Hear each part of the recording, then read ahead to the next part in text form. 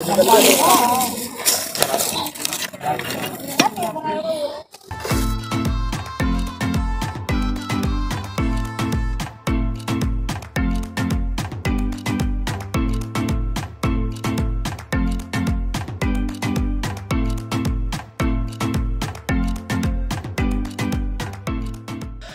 नमस्कार दोस्तों, स्वागत है आपका यूट्यूब चैनल पवन कुमार स्नेक हैंडलर में।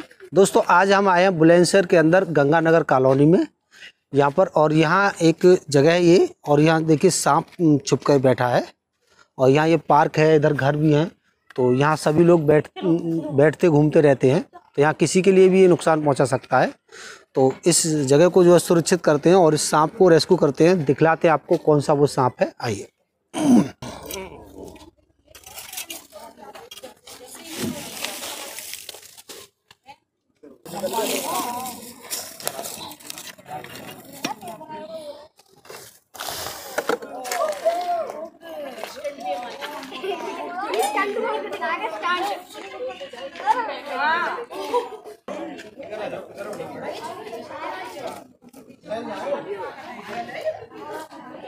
तो दोस्तों यहाँ से मिला है ये सांप। यह इंडियन रेड स्नेक के नाम से जाना जाता है।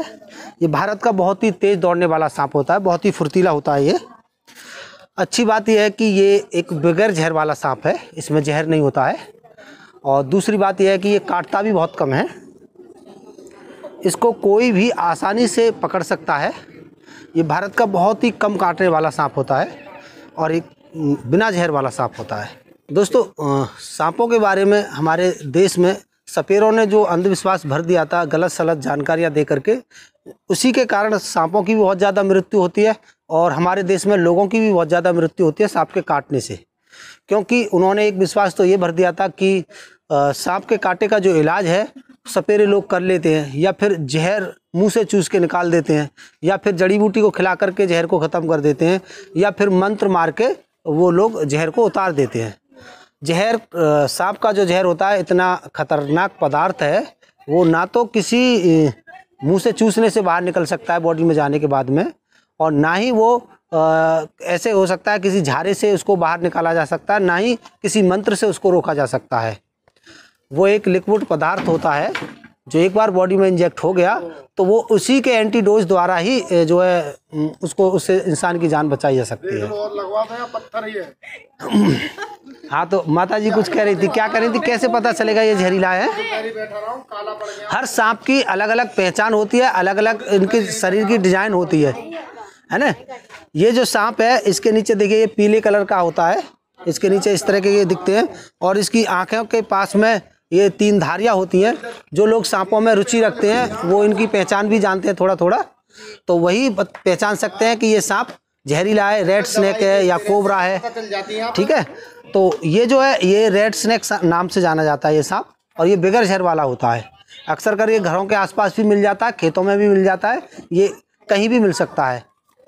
तो ये कुदरत ने ख़ास तौर से इसको चूहों की प्रजाति को लिमिट में रखने के लिए बनाया था, और शायद इसी वजह से इसका नाम रेड स्नेक है। चूहों का ये बहुत ही पसंदीदा ये इसका भोजन है, चूहों को जो सबसे ज़्यादा खाता है। ये बहुत कम काटता है, कभी ज़्यादा इसको कोई परेशान कर रहा है जब भले किसी को काट ले, नहीं ये फन नहीं फैलाता। ये आक्रामक सांप नहीं है, बहुत ही सीधा सांप होता है, दौड़ता भागता ज़्यादा है।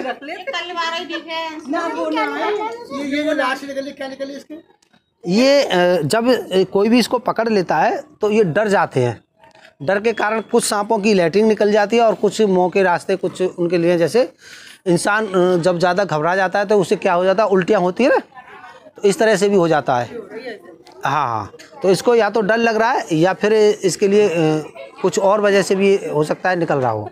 तो इसको हम पहले पैक कर देते हैं। सब लोगों ने देख लिया सांप, पहचान कर लीजिए, थोड़ी थोड़ी पहचान सभी को होनी चाहिए। कभी कभी ऐसा भी होता है कि हमें किसी बगैर जहर वाले सांप ने काट लिया और हम घबरा कर बेफिजूल के हमारी तबीयत बिगड़ जाती है और हम परेशान भी होते हैं, जगह जगह भागते फिरते हैं इलाज कराने के लिए। अगर हमें सांपों की ठीक पहचान पता है तो वो अगर काट भी लेता है तो फिर हम ज़्यादा डरेंगे नहीं, घबराएंगे नहीं, कोई बात नहीं, ये बिना जहर वाला है, काट लिया काट लेने दो। डॉक्टर के पास जाकर के छोटा सा ट्रीटमेंट लेकर के हम नॉर्मली अपने घर वापस आ जाते हैं ठीक हो करके। अगर हमें पता नहीं है और हम हर सांप को जहरीला ही समझते हैं, जानकारी नहीं है, और हमें बगैर जहर वाले ने ही काट रखा है, तो हम उससे भी पूरी तरह से बीमार पड़ जाएंगे, घबरा के जो हमारी तबीयत बिगड़ जाएगी। तो चलिए इसको पैक करते हैं।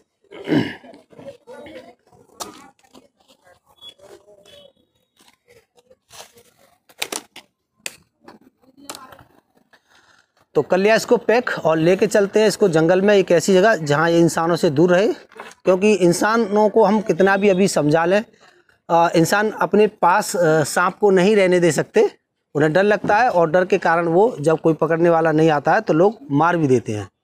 तो इसको सुरक्षित, सांपों को सुरक्षित रखने के लिए इंसानों से दूरी बनाकर ही रखना जरूरी है। तो इनको हम जंगल में छोड़ के आते हैं। डैमेज तो नहीं है, क्योंकि मैंने इसको काफी देर दबा के रखा था।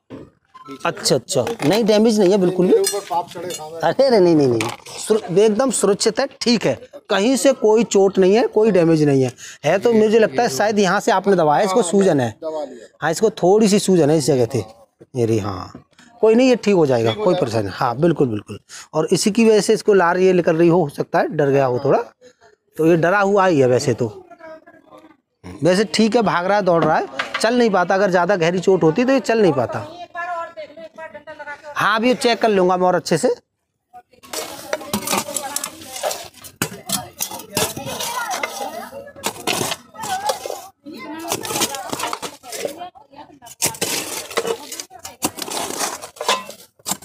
तो दोस्तों यहाँ पर कर लिया चेक अच्छे से, और यहाँ भैया के मन में कोई सवाल है, चलिए उस सवाल का जवाब देते हैं। जैसे नॉर्मली लोगों के अंदर भ्रांति है कि जब हमें सांप काटता है तो जो आज तक ये झाड़ फूंक वाले होते हैं उनका ज़्यादा रिजल्ट होता है कि ना कि हम अस्पताल में जाने पे उनका अच्छा रिजल्ट रहता है। कहाँ जाना चाहिए हमें, आप कहाँ प्रिस्क्राइब करेंगे? हाँ, तो अगर किसी को सांप काटता है, चाहे वो कैसा भी सांप काटता है ना जी, तो हम देख नहीं पाए या हमने देख भी लिया, तो बहुत लोगों को सांपों की पहचान भी नहीं होती है। तो हमें तो सीधा जल्दी से बिना टाइम गवाए हॉस्पिटल जाना है। ये वैद्य हकीम के पास जाएंगे तो वो क्या करते हैं, आपको नीम की पत्ती खिलाकर देखेंगे, वो तुक्का मारते हैं, अंदाज़ा लगाते हैं कि शायद इससे खट्टी लग रही है, मीठी लग रही है, कैसा लग रहा है। लेकिन आप हॉस्पिटल जाओगे तो आपकी प्रॉपर जांच होगी, ब्लड लिया जाएगा और ब्लड का जो चेकअप किया जाएगा, तो उसमें अगर पॉइजन का असर आता है तो फिर वो आपको एंटीडोज देंगे।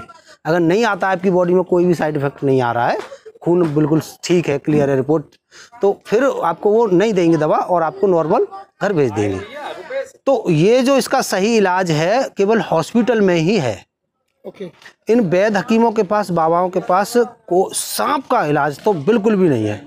वो बुखार का दे सकते हैं, सर्दी का दे सकते हैं, और किसी दिक्कत की दवा दे सकते हैं वैद्य जी, लेकिन सांप का इलाज उनके पास नहीं है। वो उनके मन में जो एक भ्रांति बैठी हुई है वैद्यों के में कि हम सांप का इलाज कर लेते हैं, वो इस वजह से बैठ गई है कि हमारे यहाँ पर 14 प्रकार के सांप पाए जाते हैं, जिनमें से मात्र 2 ही प्रकार के जहरीले सांप यहाँ पर मिलते हैं इस जिले में। अच्छा, 14 में से 2 प्रकार की? 14 में से 2 प्रकार के जहरीले सांप पाए जाते हैं मात्र, और वो ज़्यादातर जो और सांप हैं सब काटने वाले होते हैं। तो वो जब बिना जहर वाला सांप इंसान को काट लेता है तो फिर वैद्य के पास इंसान चला जाता है और वहाँ वो दवाई खा करके ठीक हो जाता है। क्यों हो जाता है? क्योंकि उस वाले सांप में जहर था ही नहीं। और जिस दिन जहरीला सांप काटता है उस दिन उस पेशेंट पे इस क्षेत्र के सारे वैद्य हकीम फेल हो जाते हैं। क्यों हो जाते हैं? कि उसको जहरीले ने काटा है। तो जहरीले सांप वैसे काटते तो कम हैं। एक कोबरा होता है तो ये अपने आसपास आते ही हमें आगाह करता है, फूं से आवाज़ करके मुंह फल लेके खड़ा हो जाता है, तो उससे लोग सतर्क हो जाते हैं कि 10 सांप है, ऐसे चौक के, है ना। तो बहुत कम उसके शिकार कम होते हैं। ये जो होते हैं, ये सांप मैंने पकड़ा है, ये कोई आवाज़ नहीं करेगा, इस पर हमारा पैर रख गया तो ये क्या करेगा, अपने बचाव के लिए मुंह मार देगा, है ना। तो अगर हम इसके पास जा रहे हैं और ये बैठा है घास में, तो ये कैसी भी आवाज़ नहीं करेगा, आपको पता नहीं पड़ने देगा, ये डर जाएगा हमारे पैर से, तो ये क्या करेगा, उस पर मुँह मार देगा। तो इस तरह के सांपों के काटे के केस ज़्यादा होते हैं, और वो जो वैद्यों के पास पहुंचते हैं तो वो नॉर्मली ठीक होके आ जाते हैं। तो वैद्य को ये लगता है कि हाँ सांप ने काटा था, इंसान को भी लगता है कि हाय मुझे सांप ने काटा था, काला था सांप, मुझे काटा था और मैंने वैद्य जी की दवाई खाई थी और मैं ठीक हो गया। तो इस तरह की जो भ्रांति से लोगों के दिल में ये वहम पैदा हो गया। वैद्यों को भी ये लगता है कि हम सांप का इलाज कर लेते हैं। अगर कोई इस चीज़ की बहस करता है तो वो लोगों की ज़िंदगी से बाद में खेले, पहले अपनी ज़िंदगी के साथ खेले। हम सांप दे रहे हैं अपनी मर्जी का, वो अपने आप को कटवा ले और अपनी दवा खा करके ठीक होकर दिखा दे। अगर उसको इतना ही अपनी दवा पे विश्वास है तो सांप हमारी मर्जी का रहा, दवा उसकी मर्जी की रही, वो ठीक होकर दिखा दे। जहरीले सांप का किसी भी वैद्य के पास कोई इलाज नहीं होता है। वो बचा लेते हैं तो केवल उन्हीं सांपों से बचा लेते हैं जो बिना जहर वाले होते हैं। हमारे यहाँ पर मात्र जहरीले सांप 2 पाए जाते हैं, कोबरा और करैत। रसल वाइपर गंगा किनारे मिलता है, यहाँ नहीं मिलता कहीं भी। तो 2 ही सांप मिलते हैं जहरीले, बाकी सब बिना जहर वाले हैं। तो काटने की जो ज़्यादातर शिकायतें होती हैं वो बिना जहर वालों की होती हैं। हाँ, तो जब किसी को सांप काटता है तो लोग उसमें भी टाइम ख़राब कर लेते हैं बंद फंद लगाने में, कि बंद लगा लो कि चीरा लगा लो। ये ऐसा भी कुछ नहीं करना चाहिए। इसमें सिर्फ आपके कीमती वक्त की बर्बादी होती है। सांप के काटने में जान बचाने के लिए सबसे महत्वपूर्ण होता है समय। अगर आपने सही समय पर जाकर के एंटीडोज हॉस्पिटल में ले लिया तो आप नॉर्मली ठीक हो जाओगे। अगर लेट कर दिया तो फिर शायद डॉक्टर भी आपके लिए ना बचा पाएँ, क्योंकि इसमें सबसे बड़ी वैल्यू होती है समय की। अगर आप समय से हॉस्पिटल जाते हैं तो सब कुछ ठीक हो जाएगा। नॉर्मली कितने टाइम में ट्रीटमेंट मिलना चाहिए आपको से? ये सांप ऐसा है कि जहरीला सांप काटने के कई कारण होते हैं। अगर मुझे पैर में काटा है तो मुझे लगता है कि 2.5 से 3 घंटे का वक्त आराम से मिल जाएगा। 3 घंटे में भी मौत नहीं होगी पैर में काटा है। अगर पेट के आसपास कहीं काटा है, हार्ट से रिलेटिव होता है। जितनी जल्दी जहर हार्ट तक पहुंच जाएगा इतनी जल्दी ही इंसान की मृत्यु हो जाएगी, और जितनी लेट पहुंचेगा इतनी ही मतलब समय हमें इलाज के लिए ज़्यादा मिल जाएगा।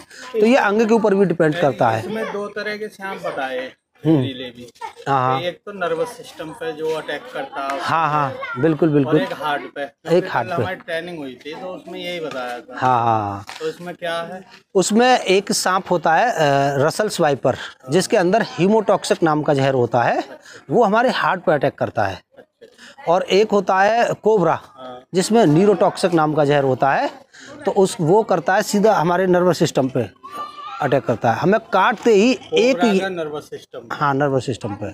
जो न्यूरोटॉक्सिक होता है वो नर्वस सिस्टम पे अटैक करता है, और जो हीमोटॉक्सिक होता है वो हार्ट पे अटैक करता है।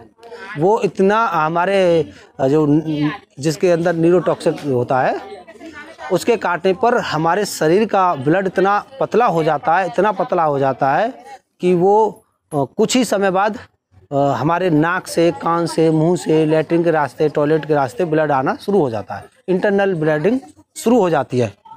और ये जो कोबरा जब काटता है, जिसके अंदर न्यूरोटॉक्सिक जहर होता है, उससे क्या होता है कि उससे जगह जगह शरीर के अंदर ब्लड के थक्के जमने लगते हैं। उससे ब्लड गाढ़ा हो जाता है। बन जाता है। हाँ, तो इस तरीके से जो है ये प्रक्रिया होती है। किसी भी प्रक्रिया को करने के लिए आप समय बर्बाद ना करें। सांप काट ले, आप सबसे पहले आपको दौड़ना नहीं है, भागना नहीं है, और रोना नहीं है, और घबराना नहीं है। ठीक है, सांप काट ले, कोई बात नहीं, नॉर्मल होकर किसी को भी गाड़ी के साथ लेकर के आप हॉस्पिटल जा कर के, बुलंदशहर के अंदर तो डिस्ट्रिक्ट हॉस्पिटल ये है ही बहुत अच्छा, यहाँ पर आप जा कर के ट्रीटमेंट ले सकते हो। इसके अलावा अगर आपको वहाँ की सुविधाएं अच्छी नहीं लगती तो आप प्राइवेट हॉस्पिटल में किसी में भी जा सकते हो जहाँ की वेंटिलेटर सुविधा उपलब्ध हो। वैसे ज़िले पे ज़्यादा अच्छा इलाज होता है, वहाँ बहुत सारे पेशेंट आते रहते हैं, उन्हें अनुभव भी अच्छा होता है।